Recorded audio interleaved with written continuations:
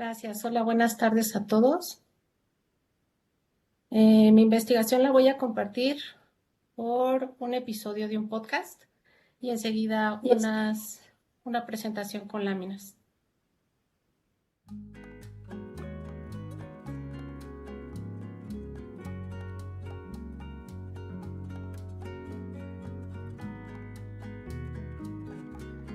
Hola a todos, bienvenidos a Tertulias Gastronómicas, un podcast donde platicamos de gastronomía, su entorno, significado, rituales, evolución y uno que otro chisme. Yo soy Viridiana Pantoja y yo soy Ingrid Millán y juntas nos echaremos una tertulia gastronómica. Amiga, ¿de qué vamos a hablar esta semana? Esta semana estoy muy contenta porque les traigo un capítulo especial. Este es material extra para todos ustedes. Y bueno, estos son los resultados de una investigación que estuve realizando para el Diplomado de Cocinas y Cultura Alimentaria en México, Usos Sociales, Significados y Contextos Rituales, 12ª edición. Lo tenía que leer porque está muy grande el título. Y bueno, les comparto que es una investigación de la fuente de transmisión de saberes culinarios en un recetario que se construyó de 1975 al 2000 en la Ciudad de México. Okay.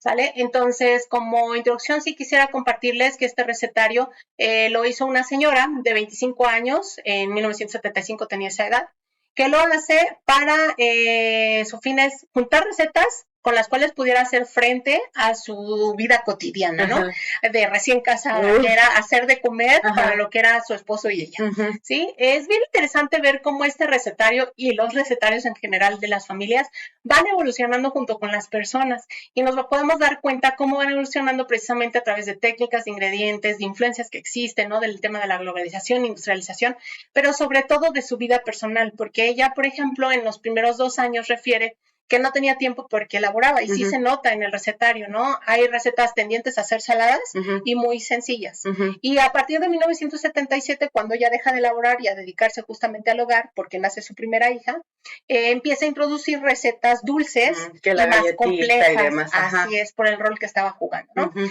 Entonces, dentro de estos hallazgos de este recetario, es que este recetario fue comenzado precisamente a mano. Vamos a encontrar recetas que están hechas en 3 cuadernillos pegados. Estos 3 cuadernillos van a estar todos a mano, pero hay momentos en donde ella identifica que tomó recetas que estaba fuera de su casa, alguien se las pasó, uh-huh. o vio en ese momento en la tele algo uh-huh. que le interesó, le escribió en cualquier papelito uh-huh. y así lo ingresó al recetario, ¿no? Sí. Otras fueron recortes de, por ejemplo, recetarios de los que había Cocina Fácil, Kenan, así, sí, claro. de la revista que estaba tirada en quién sabe dónde, uh-huh. y la identificaba y la cortaba y la metía en el recetario, ¿no? Okay. Si no era su revista. Sí, claro. Otras, por ejemplo, de recetas que fueron llegando vía postal, que ahorita les voy a platicar de dónde. Y otras que fueron compartiendo, por ejemplo, sus amigas uh-huh. en actividades que tenían en reuniones. Cumpleaños de la escuincle, aniversario de boda. Y ahorita les voy a platicar también los hallazgos de esas, ¿no? Y, por supuesto, recetas que ella ya traía del legado de su familia, que es bien interesante. Uh-huh. Dentro de los objetivos que yo me planteé en esta investigación fue justamente descubrir si había otro recetario igual uh-huh. en la familia. Uh-huh. Otra es qué fuentes utilizó para poderlo construir y uh-huh. qué accesibilidad tenía con ellas. Uh-huh. Otra es crear justamente una línea de tiempo entre lo que ella ocupó y lo que había disponible en esos momentos. Claro. Entonces es muy interesante revisarlo, ¿no? Y ubicar precisamente en dónde se construyó, quién lo construyó y en qué momentos uh-huh. para ubicar justamente este tema de accesibilidad. Uh-huh. Y bueno, aquí una de las cosas que comparto también es que dentro de estos hallazgos son 129 recetas y todas tienen prácticamente la misma estructura. Esta estructura tiene un título uh-huh. de la receta, ingredientes, cantidades y unidades, y después el método de elaboración. Es uh-huh. básicamente eso, muy pocas cambian.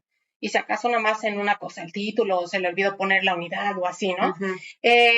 Todas están prácticamente en tema de kilos y litros, y muy pocas en tazas, cucharadas, etcétera, uh-huh. que también nos dan ciertas ideas del tema no solamente industrial, sino el tema de imposición de otras recetas en otras culturas. Del extranjero. Exactamente, claro. Las inglesas o las estadounidenses. Ajá. Entonces, dentro de esos hallazgos, la mayor parte de las recetas, más del 50% son saladas, otra parte, la menor, son dulces. Uh-huh. Hay 5 que son vegetarianas. Uh-huh. Hay diversas fuentes que vamos a ir comentando. La primera es la familia. Uh-huh. Estas se fueron transmitiendo de la bisabuela, luego la abuela, luego la madre, muy pocas de su mamá, de hecho, y nos comparte vía entrevista, justamente a profundidad, que estas recetas por lo menos llevan replicándose 5 generaciones, contando ya a sus hijas, ¿no? Esta transmisión de saberes culinarios pues es muy importante porque justamente denota todo el tema de los rasgos, ¿no? De la identidad, de cómo se protegen estas recetas como objetos valiosos y se transmiten de generación en generación. Sarah Bach Keller Corona nos indica, por ejemplo, que esas se transmiten vía oral, vía gestos y vía documentos que son atesorados por las familias. Claro. ¿No? Curiosamente, en otra entrevista con su hermana, nos refiere que no existe otro recetario, ¿no? Estuve identificando y entrevistándome con varias personas, las cuales fui los contenidos planteándolos en un diario de campo para que no se me olvidaran todas las respuestas. Sí, claro. Y el hallazgo fue que no encontré ningún recetario de esa época en su familia. Es la única que se le ocurrió escribir. Otra de las cosas que refiere es que no todo lo que aprendió con su familia está ahí.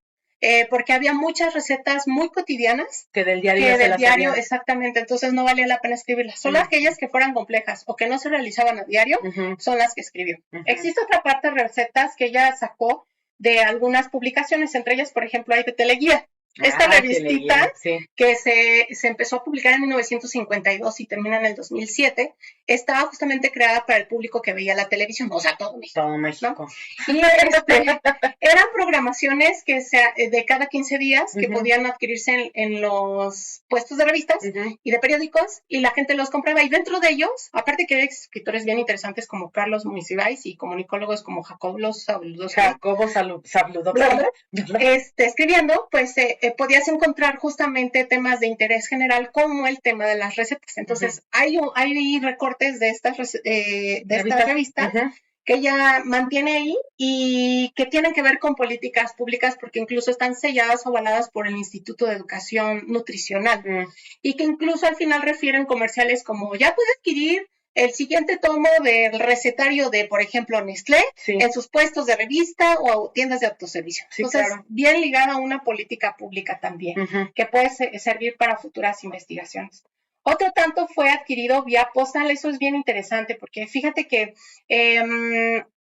hay ciertas recetas que ella buscó a través de programas de televisión abierta. En esos momentos, programas, por ejemplo, como La Mujer Ahora, y antes de eso, otro programa donde salía Magdaleno y donde salía Chapina Peralta. Chapina Peralta, famosísima, y antes su antecesora Josefina Velázquez de León, que tienen justamente una base importante en tema de recetarios que se utilizaron y que fueron creciendo a partir de lo que es la industria, porque ellas realizaron recetarios para integrar ingredientes o para integrar utensilios y las mismas marcas las patrocinaban para hacerlos.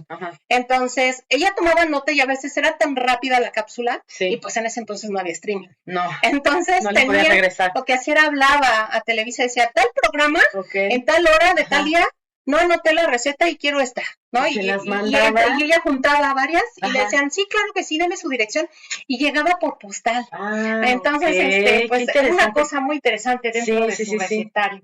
Otras fueron compartidas por amigas, de ahí, por ejemplo, las conclusiones que llegó es que es bien interesante los círculos de amistad porque en estas recetas prácticamente ya están súper experimentadas. O sea, no hay tema de que se van a equivocar al hacerlas, porque la fuente que las está compartiendo ya las experimentó y están súper calibradas. Y justamente se comparten con ciertos fines, porque va a ser desde el lunch del niño hasta una reunión especial para hasta ellas mismas te decían, si no tienes esto, le puedes poner esto otro. Exacto, o yo te presto el utensilio, ¿no? Que necesita para justamente cocinar. Otro tipo de otro tipo de recetas, les platicaba que son las vegetarianas, que desde 1940 Sarah Bach Keller Corona también nos comparte, que es cuando inicia esta tendencia en México de la cuestión de ser vegetarianas.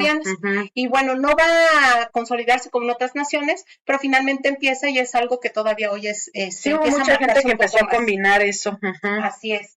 Y bueno, también en un último momento ya empieza a juntar recetas que son de centros de capacitaciones profesionales. Y Muy otros, de boga en aquel momento así es, también. incluso dice que algunas de sus amistades tomaron clases de cocina en Ambrosía, en el CESA, en Maricú, que eran justamente estas escuelas que fueron surgiendo a finales del siglo y se fueron consolidando, y donde también había tema de cursos y talleres, no solamente la licenciatura. Era para los oficios en aquel Así entonces. es. Y bueno, de ahí salen recetas y todavía tienen el logotipo dentro de ese recetario que ella conserva. Muchas ya vienen tal cual y es la copia, y otras faltaba el método de elaboración y ellas se lo van como dictando las amigas en ese momento, las va justamente recopilando, ¿no? Entonces, algo muy importante como hallazgo es platicarles que los recetarios son muy importantes para el estudio de la cocina mexicana. En este caso podemos identificar lo que estaba sucediendo en los temas sociales, económicos, políticos, ¿no? En la ecología, en la cultura, porque todo eso nos remite a un espacio y a un tiempo determinado. Nos remite a qué ingredientes existían en el mercado en ese momento, qué tendencias existían, si ya había un tema de globalización y qué tanto, en el tema de accesibilidad, ¿no? Aquí, por ejemplo, estas fuentes, en una línea del tiempo que les voy a compartir, justamente podemos ver de lo que estaba sucediendo globalmente y que podían encontrar en esta clase media en la Ciudad de México, pues las publicaciones de Diana Kennedy ya eran una de las importantes, ¿no? Los recetarios que se estaban vendiendo, los de Chepina Peralta, ya existían los de Josefina Velázquez de León, pero también había programas ya de radio y de televisión que abiertamente tenían o cápsulas o programas especiales donde se cocinaba y donde las señoras se conectaban directamente al programa para tomar apuntes de esas preparaciones. Bien interesante, ¿no? Nuevas preguntas de investigaciones también me surgieron, ¿no? Por ejemplo, pues, ¿qué tanto todavía existen en el mercado esos productos industrializados? ¿Hasta qué nivel se siguen utilizando? ¿No? El tema de relacionar las políticas públicas con la cuestión de la nutrición, porque hay recetas que también ahí se me olvidó platicarles, que fueron tomadas de centros de capacitación oficiales, o sea, del IMSS y del Instituto Nacional de Nutrición, también se acercaban las señoras a aprender clases de cocina y que obviamente van relacionadas con estos saberes a la política pública que en ese momento era la oficial. Entonces, para mí fue fascinante este ejercicio. Me permitió desarrollar herramientas imprescindibles que tomé justamente en este curso y que logré justamente plasmar en diversos trabajos, entre ellos el de hoy, ante el análisis de la cultura culinaria. Agradezco profundamente a mis maestros, los profesionales, el haber estado de la mano de ellos, el haber aprendido y logrado este resultado, que sin ellos no hubiera sido posible. Pues muchísimas gracias, amiga, por otro episodio más de Tu Sapiencia. Y pues la verdad es que recomendamos mucho el diplomado. Si tiene oportunidad, corra, vaya y sea de los afortunados en tomarlo. Y bueno, pues nada, nos vemos la próxima semana. Bye. Bye.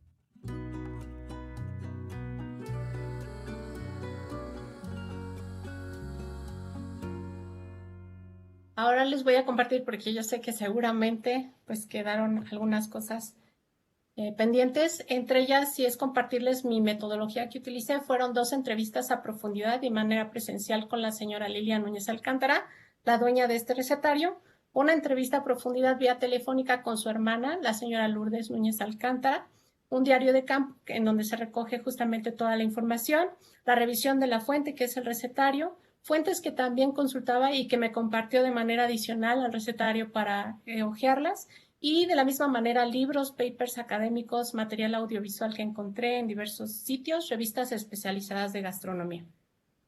Estas se las quería compartir de nuevo para que se vea mucho mejor las fuentes de donde obtuvo las recetas. Ahí, por ejemplo, no toqué en el episodio del podcast, hubo una receta que fue tomada de un producto industrializado que en estos momentos pues se empieza a ser mucho más común y más fuerte como estrategia de venta.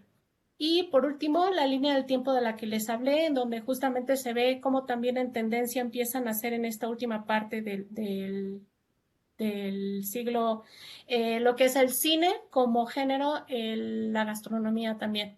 Entonces, programas de televisión, programas de radio, y incluso al final, en el año 2000 nace el canal exclusivo para gastronomía del Gourmet, ya como tele privada, pero finalmente como una de las fuentes probables para poder justamente adquirir saberes culinarios. Y bueno, eso sería todo de mi parte. Agradezco tanto a mis compañeros como a los maestros esta oportunidad.